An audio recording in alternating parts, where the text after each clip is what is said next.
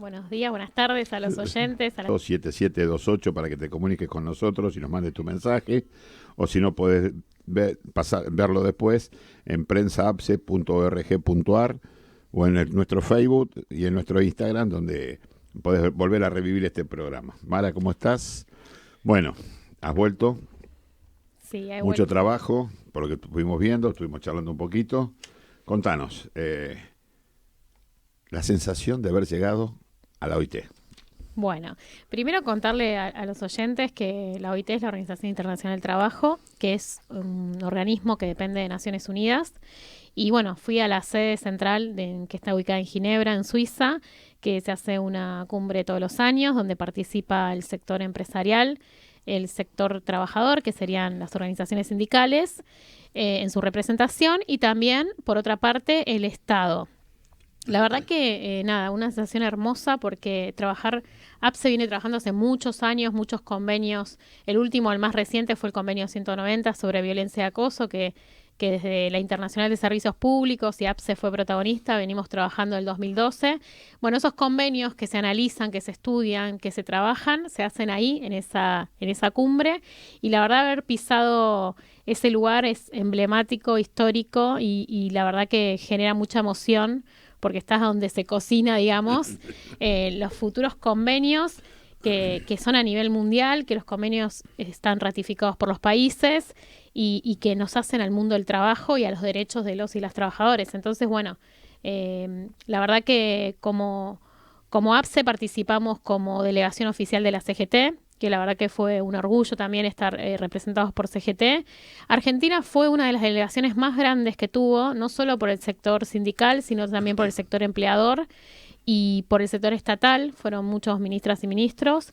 Y la verdad que hicimos un buen equipo allá, porque si bien se trabaja en comisiones y el grupo de trabajadores participa solo el sector sindical, el grupo empresarial solo empresarios, tratamos de hacer dentro de la OIT, más allá de la agenda propia de la OIT, reuniones propias del sector empresarial, el sector sindical y el Estado, debatiendo lo que se estaba en paralelo, debatiendo en OIT y qué rol, porque ahí estamos todos representando a nuestro país, ¿no? Independientemente de los intereses que tenga el sector empresarial y el sector sindical, pero tenemos una línea, digamos, que llevar internacionalmente con la situación que está pasando en nuestro país y ese diálogo, ese consenso social que se conformó ahí, la verdad que fue muy bueno. Tuvimos una reunión, los dos sectores, con la ministra de Trabajo, Kelly Olmos, con el ministro de Trabajo de la Provincia de Buenos Aires, Walter Correa, donde se discutió qué estaba pasando internacionalmente y cómo impacta en nuestro país.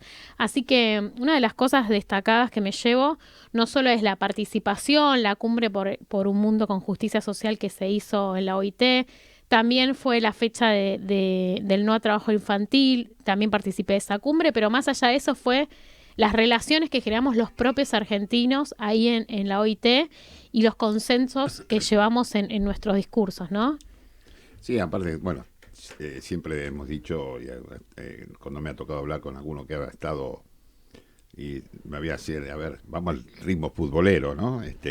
Qué sé yo, es lo mismo que te digan vas a jugar en el Libertadores de América, más o menos, ¿no? Por supuesto, el mejor Yo estadio. siempre recuerdo el día que hicimos la asamblea en el Felipe Vallese, ¿no? Que nos tocó estar arriba del escenario, y cuando me bajé me dice uno, ¿qué tal? Digo, y este es el sueño del pibe. Es el sueño del pibe. Te subiste al escenario donde estuvo Perón, estuvo Evita, estuvieron tantos políticos, tantos dirigentes que uno sigue y que reconoce, y estuviste sentado ahí arriba. Digo, no es fácil. A veces uno dice, me siento en el escenario. No, las piernas a veces te tiemblan, aunque no quieras. Y entonces, por eso te decía, ¿cuál es la sensación? Porque es encontrar, todo trabajadores, ¿y dónde me gustaría ir? Me gustaría ir a la OIT. Más allá que esté en Ginebra, en Suiza, donde esté. Estar ahí, en la cocina, digamos, y ves, y ya son todos pares, ¿viste? Porque acá es el dueño de la empresa, ahí son todos pares. Son todos pares, entonces todos discutimos y todos. Realmente, bueno, creo que es una experiencia maravillosa y que no te vas a olvidar nunca, ¿no? No, y aparte de esta cuestión que cuando en la cumbre por el trabajo infantil habló en representación de Argentina la ministra de Trabajo, estuvimos muy vinculados con el sector empresarial apoyando a la ministra en su discurso. La verdad que el discurso de Argentina está conmovido también por los derechos que tiene Argentina laborales. siempre la ministra lo que hizo fue llevar esa portavoz de engrandecer una reforma laboral para engrandecer derechos y no para quitarnos, como fue el último gobierno que tuvimos de Y Macri. como anuncian ahora. Y como anuncian ahora en los discursos de campaña. Entonces, acá hay una cuestión de reforzar eso que se trata de hacer acá nacionalmente, llevarlo internacionalmente. Y también escuchar otras voces de otras partes del mundo. Recuerdo un ministro de África que hablaba de qué lindo es todo lo que se ve de los autos eléctricos, las movilidades eléctricas, cómo se habla de todo lo ambiental, pero quién está atrás del trabajo del litio, del trabajo de las minerías, que son niños y niñas trabajando, explotados. Entonces, uno ahí como que se moderniza ante las nuevas estructuras que nos pone el mundo del trabajo, ante estos cambios tecnológicos, pero también esa cruda realidad que capaz que uno lo vive en Argentina, pero en menor dimensión, y está hablando alguien de África y te dice ahí están explotados niños y niñas. Entonces también ¿por qué es importante hablar del trabajo infantil?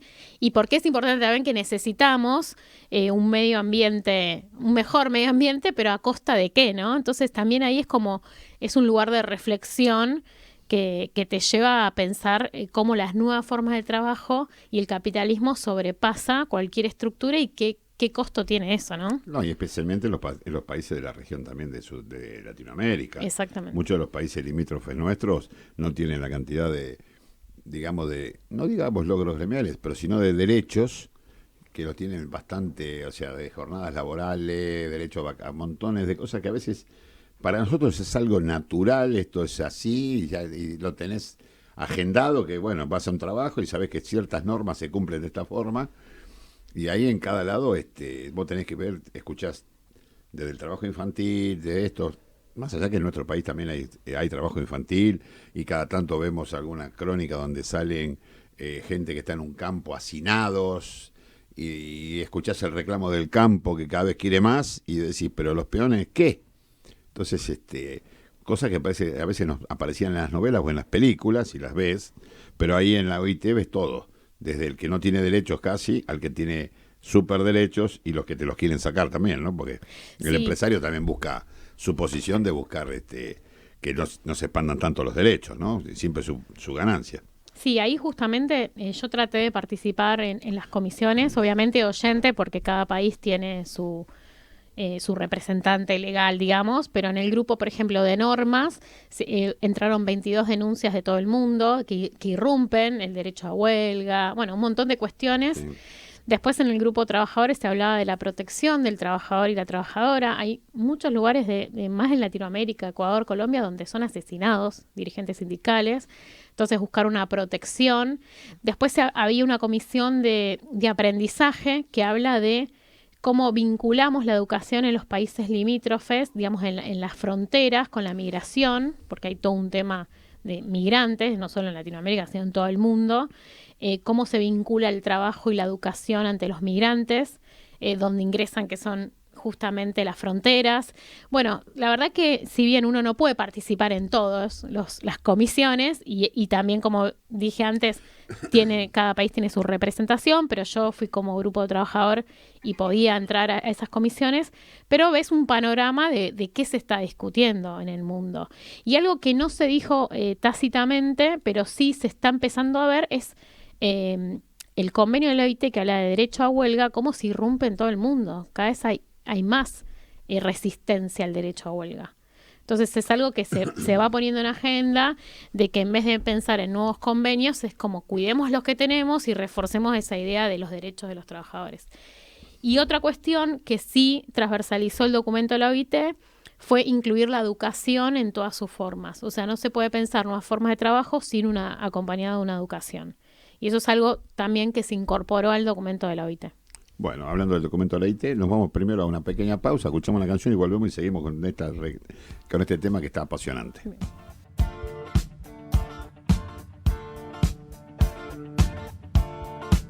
Hasta las 17 por Radio Sónica. Compartimos APSE con vos. APSE con vos.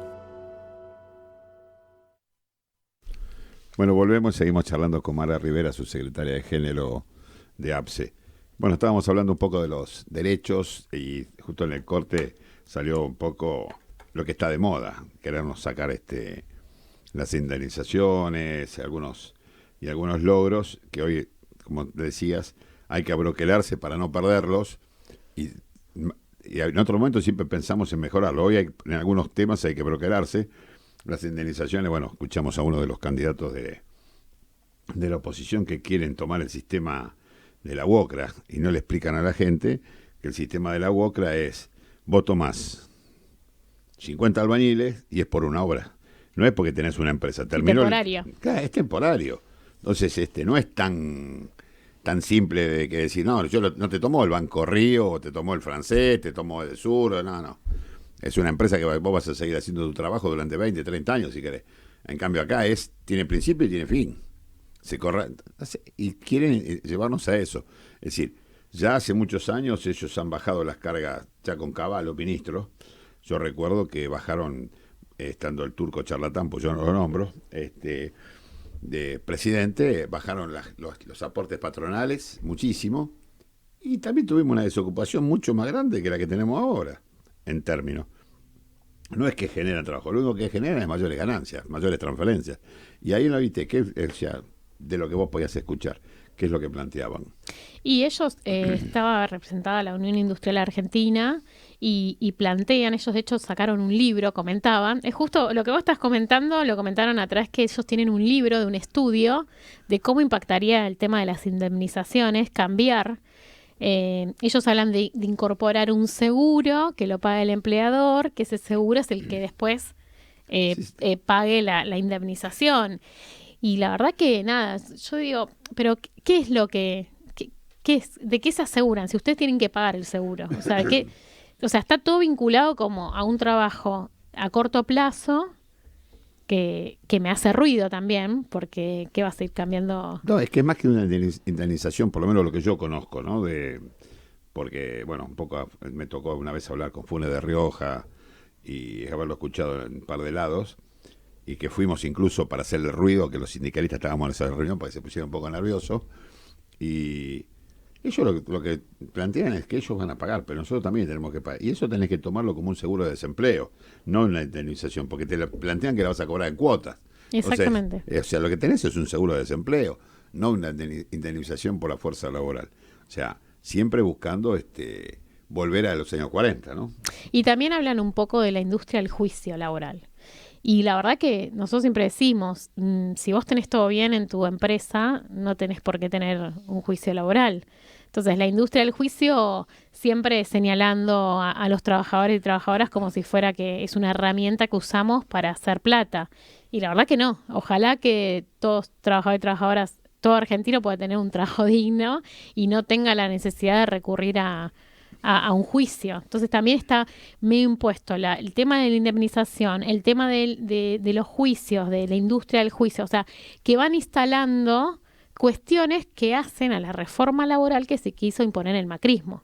No, y que y siguen intentando, porque mira, nosotros tuvimos la suerte de tenerlo a Gustavo Ciampa acá, y charlar, y él explicaba, y a nivel general, la cantidad de juicios han bajado muchísimo, pero también el problema es por qué. A ver, si el convenio dice que te tiene que pagar X, y lo estamos viendo, por ejemplo, en la parte del campo, no le pagan, o lo tienen y le dan la libreta para que vayan a cobrar al almacenero, porque esto sigue pasando en la Argentina. Muchos se creen que quedó en el 40 o en la Patagonia rebelde, no, sigue pasando que tenés que ir.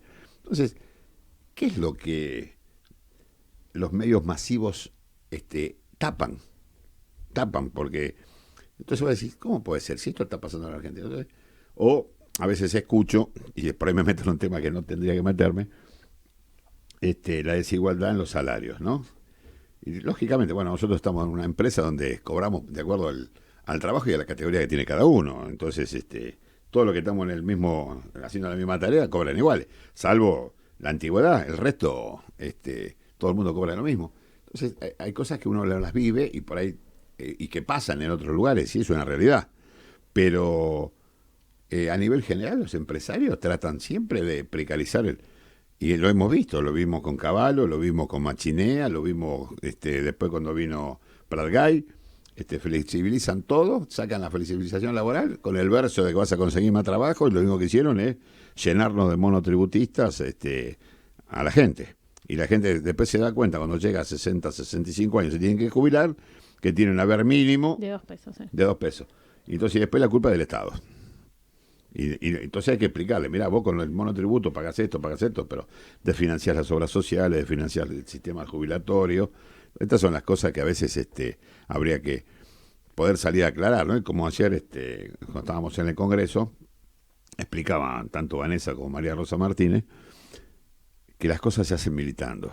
Y no solo hay que militar para conseguir un voto, sino que hay que militar para esclarecer, y eso va a traer el voto. Esa es lo que hay que esclarecer. Mirá, esto es esto, por esto y por esto. No es porque los sindicalistas o quien quiera hacer Que es lo algo. que los medios no nos muestran realmente. Bueno, eso es un problema que tenemos. Los medios se la pasan dibujando. O escuchás candidatos y dicen, vamos a terminar con el kirchnerismo. Y ¿terminar con qué? O sea, terminemos con la grieta y empecemos a discutir programas de gobierno. Claro. Pero volvamos a la OIT, que es mucho más interesante. Aparte de la OIT, también sabemos que estuviste reunida con el embajador argentino en Alemania, y que en base a gestiones de él tuvieron distintas reuniones. Así que contanos un poquito. Sí, la segunda etapa del viaje fue una misión que generó la embajada argentina en Alemania, que agradecemos a Fernando Brunt, que la verdad que con mucha amabilidad armó esta misión. Es una misión que invitó a dirigentes sindicalistas jóvenes y a empresarios jóvenes. El sector empresarial se llama J6, que son del grupo G6, del famoso grupo G6 de empresarios, los 6 grupos más grandes de Argentina. Se desprende el J6, que son los jóvenes dirigentes empresarios, y por parte del sector sindical fuimos un grupo de dirigentes de CGT, que la verdad que estuvo bueno porque en todas las instancias que recorrimos con el embajador nos presentó como 2 sectores, sindical y empresarial, pero con un consenso social que nosotros lo llamamos, hicimos un documento que se llama Generación 2040, es qué tipo de país, porque hay una realidad.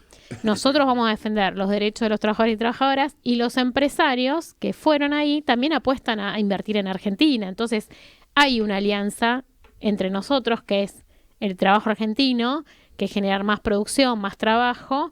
Y bueno, ¿cómo llegamos a un año 2040 con un consenso social entre las partes?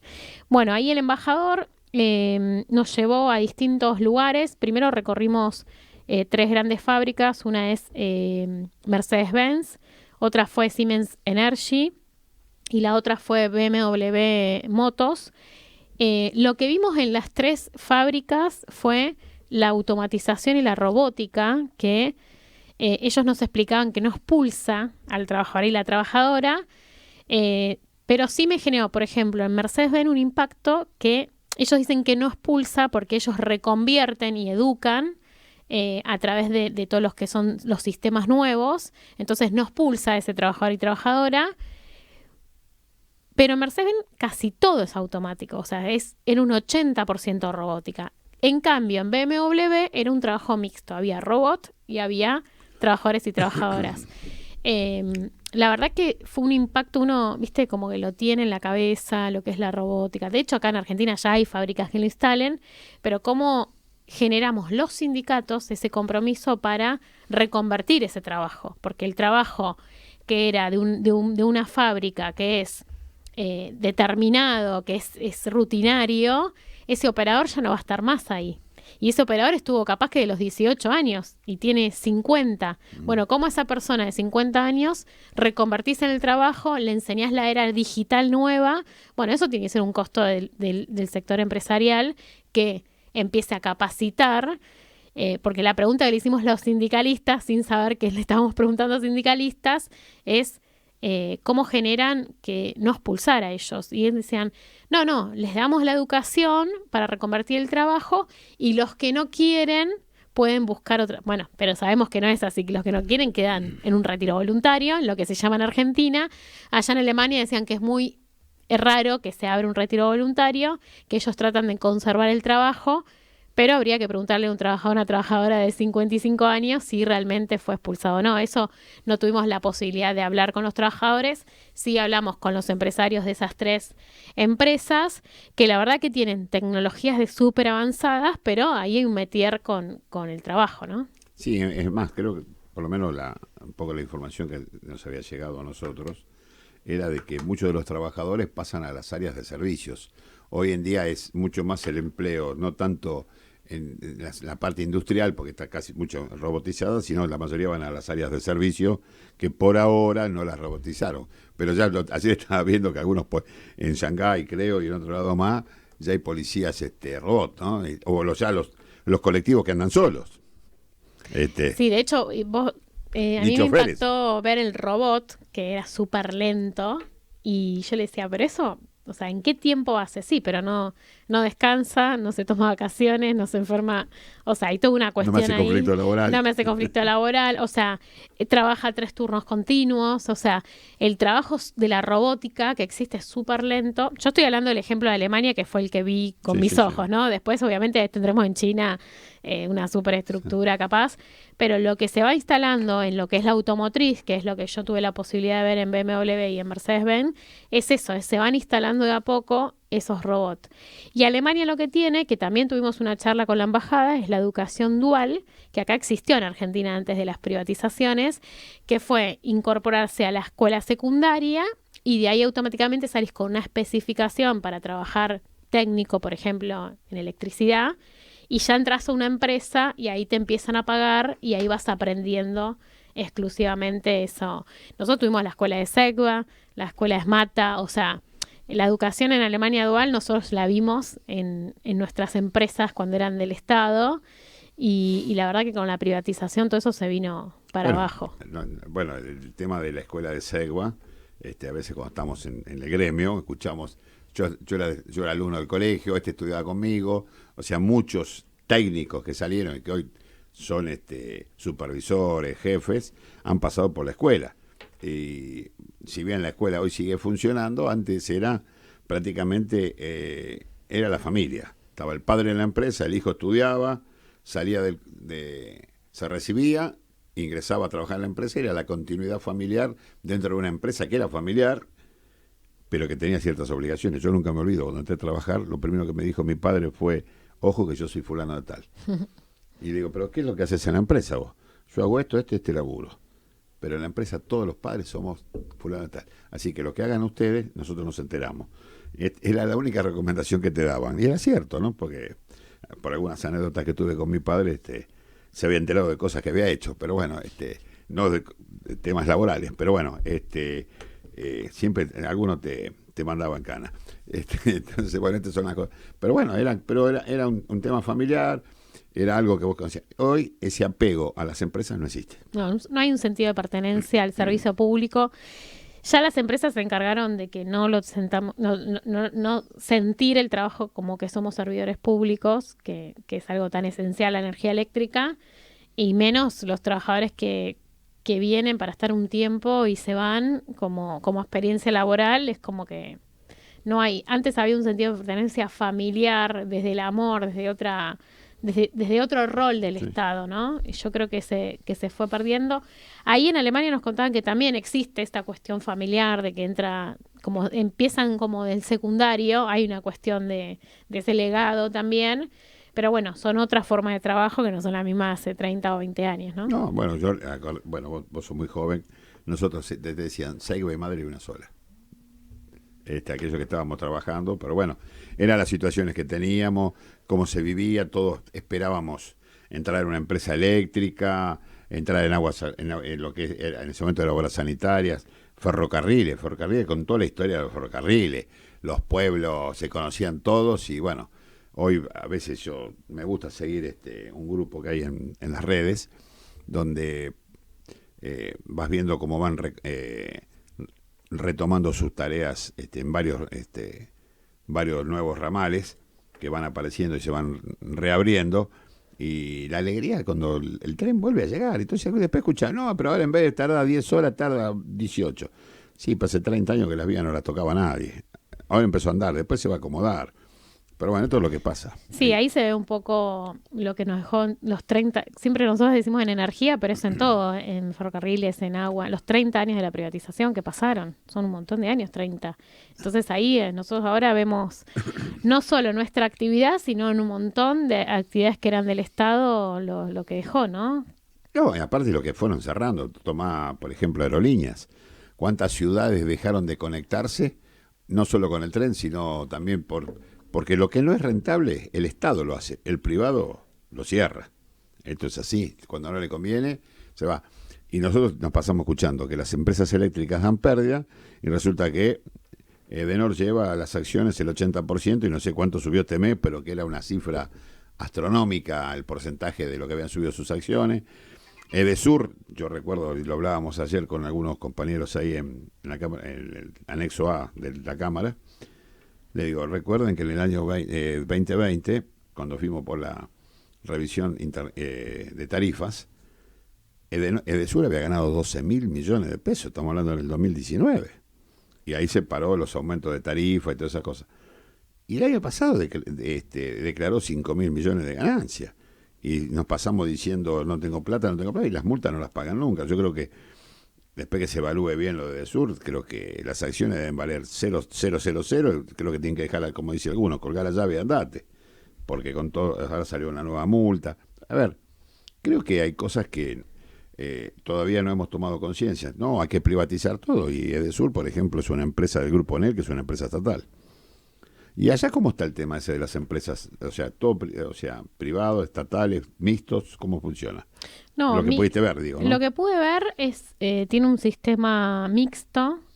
Hay mucha apuesta, nosotros que estuvimos en Siemens Energy, hay mucha apuesta a las nuevas tecnologías en energía. Si hablamos de las energías renovables, ahora el Estado alemán genera una inversión, porque con esto de la guerra entre Ucrania y Rusia, tuvieron una pérdida con el gas, entonces tuvieron que autoabastecerse y tuvieron que poner inversiones, y todo eso lo hizo el Estado alemán a cuenta para las privadas, pero con un progreso del mismo Estado. Lo que nos decían en Alemania, que muchos países limítrofes y muchos países que tienen acercamiento a los países que están en guerra, tuvieron que reconvertirse y pensar una política de Estado que, a ver, para ellos era más fácil comprar gas afuera, era barato. Pero bueno, ahora al no tenerlo, se tuvieron que reconvertir y generar una inversión. Nos explicaron más de los impactos de la guerra entre Ucrania y Rusia y la inversión que tuvo que hacer Alemania en su país. Y ahí ves que no tiene una política propia energética, sino que entre los países que podían se autoabastecían y ante una crisis, bueno, apuestan al país. Pero no es algo que tengan como nosotros que pregonamos los trabajadores de energía porque las empresas vuelvan a mano del Estado. Digamos, no hay un sentido de pertenencia tan grande con eso. Bueno, nos vamos a un pequeño corte nuevamente y después volvemos y seguimos charlando con Mara. Ayer en el Congreso se presentó el proyecto de la compra de las acciones del Grupo Enel, de Edesur, pertenecientes al Grupo Enel, a través de Enarsa. Y estuvieron presentes las diputadas Vanessa Sile y María Rosa Martínez y nuestro secretario general, quien hizo uso de la palabra. Y si Hernancito nos da una mano, vamos a escuchar el discurso de Carlos y después charlamos. En el día de hoy se consolida una lucha de años. He sido, porque me lo contaron, integrante de la Comisión Nacional de Gremios Estatales con Saúl Ubaldini en contra de la privatización, donde ya en la CONAGRE sabíamos que esto iba a pasar, era un final anunciado. Se cambiaba un sistema de servicios públicos por un sistema comercial. Y la lógica indicaba que tanto los usuarios que pasaron a ser clientes y los trabajadores que pasaron a ser parte de los costos de la empresa, íbamos a terminar en este drama. Yo quiero reconocer hoy a Vanessa y a Walter Correa, porque en una etapa se vendían todos los edificios de Edesur. Y salimos nosotros a parar esa venta y Vanessa y Walter, siendo diputados, se sumaron a esa lucha, presentamos la nota en el ENRE y gracias a Dios esos edificios nunca se vendieron. También, gracias a ellos, también presentamos la negativa que tenían las empresas porque iban a dar de baja todas las máquinas viejas de las centrales y con eso prácticamente perdíamos un montón de megas que se difundían porque no les interesaba el servicio eléctrico, les interesaba el negocio financiero. Esto lo venimos denunciando hace muchos años en la asociación. Le estamos pasando mal por denunciar. Nosotros en nuestra escuela, que fue la escuela de Luz y Fuerza, la de Oscar Smith, había que dar la lucha en defensa de una empresa que fue modelo, en defensa de usuarios que no merecen como están tratados y de trabajadores que día a día se van yendo y no estamos dejando profesionalismo atrás, estamos dándoselo todo a los terciarizados. Yo digo que es injusto, cuando hablamos de energía, se olvidan de que la energía termina en el usuario. Vamos por recuperar una empresa que esté al servicio del país, una empresa en la cual los trabajadores estén orgullosos, que el gobierno tenga un modelo como fue YPF, como fue Aguas. Y hoy venimos nosotros a decir, basta de quejarnos, ya el análisis lo tenemos todos hecho. Fuimos a ver a María Rosa y a Vanessa y otra vez ellas se juntaron con nosotros, con su grupo de asesores, a los cuales le agradecemos muchísimo lo que han trabajado. Fuimos a ver al interventor del ENRE con todos los argumentos. El interventor del ENRE estaba prácticamente en un todo de acuerdo con lo que nosotros estábamos planteando. Hay una auditoría que creo que para fines de junio tiene que enviar el ENRE, donde ahí vamos a darnos cuenta de que nunca mentimos. Si hay algo que la asociación y los trabajadores no hacemos es mentir. Estamos con los sectores de trabajo desmantelados, como decía Carlos, estamos fragmentados porque la idea de la derecha es dividir y nosotros en nuestro gremio tenemos a Luz y Fuerza como parte nuestra, de nuestra vida, que algunos no quieren, sé que Loma sí. Por eso hoy Lomas está acá con nosotros, lo cual les agradezco.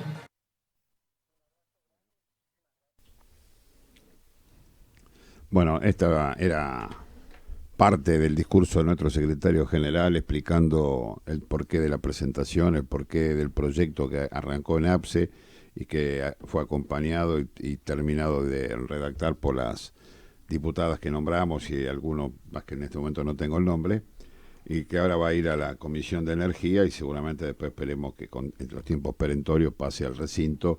Más allá de las elecciones, creemos que el sistema está a punto de colapsar, lo venimos diciendo hace años, de que está por colapsar, lo venimos viviendo, especialmente todos los vecinos de Caballito, de toda esa zona lo conocen bastante, y la zona del AMBA también, que la gente lo sufrió, la gente de Berazategui. Entonces, de una vez por todas, creo que hay que tomar las riendas de una empresa que hace 31 años va a ser que está en el país, entre los distintos dueños que ha tenido, y que lo único que hicieron fue recaudar y no invertir. Vuelvo a decirlo, es una empresa que el año pasado declaró 5.000 millones de ganancia, en el año 2019, lo vuelvo a repetir, 12.000 millones, o sea, llevado en el tiempo son muchísimo más, y si lo traspasas a dólares es una fortuna, y que siempre están con la mesa de dinero. Así que bueno, Mara, ¿qué nos podés contar un poco más? Porque también estuviste en el tema del trasfondo del anteproyecto. Sí, APSE en diciembre, cuando nos enteramos de la venta que el grupo ANEL informó en la bolsa, que cotiza en bolsa, entonces informó la venta de las acciones. Lo que hicimos nosotros como sindicato fue hacer una presentación a diputados y diputadas el 28 de diciembre del 2022, donde pedimos que las acciones sean compradas por la empresa NERSA, que es la empresa del Estado argentino, una empresa que ya tuvo experiencias, de hecho hoy está con el gasoducto Néstor Kirchner, tiene experiencias en generación, no en distribución, pero sí, digamos, sabemos que es difícil quitar la concesión de empresas porque también hay que decir que los entes reguladores se conformaron en las privatizaciones y son regulaciones también privatizadoras, o sea, que no tienden a volver al Estado, sino a generar y reconvertir en la mala calidad, ¿no? Entonces sabemos que es difícil quitar la concesión, entonces el reaseguro que consideramos nosotros de APSE es que compre una empresa del Estado. Ese anteproyecto que presentó APSE lo tomó la diputada María Rosa Martínez y Vanessa Sigley. La verdad que son diputadas de extracción sindical y con un sentido de pertenencia no solo a los trabajadores y trabajadoras, sino al servicio público. Y ahí donde empezaron a trabajar con otros diputados la posibilidad de generar el proyecto que ayer fue presentado. Nosotros ahora tenemos reuniones pendientes con el interventor del ENRE porque está, como dijo Carlos ayer en el discurso, próximo a salir el informe de que llevó la intervención en el verano, que fue, porque viste, cuando se normalizan los cortes nos olvidamos de todo lo que pasamos. Hasta que llega diciembre. Hasta que llega el mes, en unos días que haga más frío y se empiece a cortar la luz de vuelta, porque la sociedad como que se acuerda de que tenemos un pésimo servicio en verano y en invierno nada más. Pero bueno, la verdad que el servicio tiene que ser bueno siempre y las empresas privadas tienen que garantizarlo. Entonces, esto ya es algo que llevamos hace más de 10 años, que en todos los veranos, en inviernos tengamos los cortes. Entonces, bueno, llegó un momento que ya el ENRE interviene, va a salir un informe en pocos días, como bien vos dijiste antes, donde nos avisa que tenemos poco servicio, nos queda poco servicio, poca distribución. Y bueno, ¿qué hacemos con eso? ¿Qué hace el Estado con eso? Entonces, nos pareció importante presentar una alternativa que se va a trabajar en la Comisión de Energía, obviamente Hacienda, porque el Estado tiene que comprar las acciones. Y ojalá haya una voluntad política que si no es en ARSA, la compra YPF Luz. Nosotros en el proyecto no pudimos incorporar YPF porque YPF tiene capitales mixtos, entonces tiene que ser una empresa del Estado que salga por ley. Pero bueno, también puede haber una voluntad política de YPF de decir, bueno, me hago cargo de ESUR. Y también hacerse cargo de ESUR nos conlleva un proyecto a corto plazo de 100 días de cómo empezamos, qué zonas son las más afectadas, porque no nos olvidemos que es un servicio que viene cada vez peor, en ruinas, y hay que reconvertir estos 30 años que estuvo privatizado y que no se invirtieron. Obviamente no se va a poder hacer de un año para el otro. Entonces, una vez que si esto se materializa y compra la empresa del Estado, es qué proyecto hacemos a corto plazo para empezar, porque después pasa esto, que compra el Estado, en un año no cambia la situación y la gente dice, bueno, ¿para qué compró el Estado si el servicio sigue igual? Bueno, esto tengamos en cuenta que hay que reconvertir una empresa que tiene muchos años de falta de inversión. O sea que cuando ayer escuchaba lo del 51%, a mí me tocó, siendo muy joven, ir a una jornada, año 85, se hizo en el Hotel Presidente, me acuerdo, lo hizo la asociación, vaciaron el Hotel Presidente, o sea, vaciaron las habitaciones eran los lugares de las comisiones, donde trabajábamos las comisiones, o sea, había un pequeño escritorio con una silla y después todas sillitas tipo, ¿no?, platea, dentro de la misma habitación, y donde discutíamos distintos temas, y era en ese momento qué tipo de empresa queríamos, ¿no? Entonces todas las áreas de SEGBA en ese momento habían puesto compañeros y compañeras que fuimos durante una semana, algunos iban lunes, martes y miércoles, otros tenían que ir de lunes a jueves y después el viernes íbamos todos porque era el plenario general donde estaba y se terminó siendo un libro que lo tengo, todavía lo encontré, y me puse a leerlo y donde ya se hablaba del 51% en manos del Estado, el 49% en manos privadas, compartiendo el gerenciamiento, ¿no? Y siempre APSE como protagonista de una empresa pública con los usuarios y defendiendo el sistema eléctrico. Entonces, mismo proyecto. Es el mismo proyecto. Entonces uno dice, 40 y pico de años después, estamos igual. Tal O sea, cual. no, 40 y pico, no, 30 y pico años después, estamos igual. 37 años 37 años después. 37 años después, estamos igual que cuando se hablaba de empezaban a hablar de que podía haber una privatización en el gobierno radical del doctor Alfonsín, y me acuerdo que uno de los que estaba como ministro en ese momento era Rodolfo Terraño, y después vino otro, que bueno, no me puedo acordar, que también vinieron, que empezaron con la privatización de aerolíneas y todas esas cosas. Bueno, ya venimos de esa época. O sea, estamos hablando de 37 años atrás. Me estaba acordando, y la verdad que si encuentro bien el libro, pues no sé, o sea, lo tengo, lo vi y después lo volví a guardar, y bueno, estos días estuvimos haciendo unos arreglos en casa. Si no encuentro, te lo voy a prestar para que lo leas, porque realmente no tiene desperdicio de lo que decía del servicio eléctrico, ¿no? Es una cosa increíble que 37 años después estemos hablando otra vez del 51% de las acciones, así que... Pero bueno, esperemos que los diputados trabajen, estamos en vacaciones, se nos va el tiempo, tenemos para seguir charlando mucho más, porque la verdad que nos has contado muchas cosas, y de lo que es la OIT, y seguramente hay muchas cosas más que podemos seguir charlando, así que Mara, te digo muchísimas gracias por acompañarnos siempre, y bueno, que la experiencia que has vivido no te olvides nunca. Única, sí, gracias. Gracias a todos, nos vamos con un pequeño tema y volvemos la semana que viene, ya en el mes del Día de la Energía.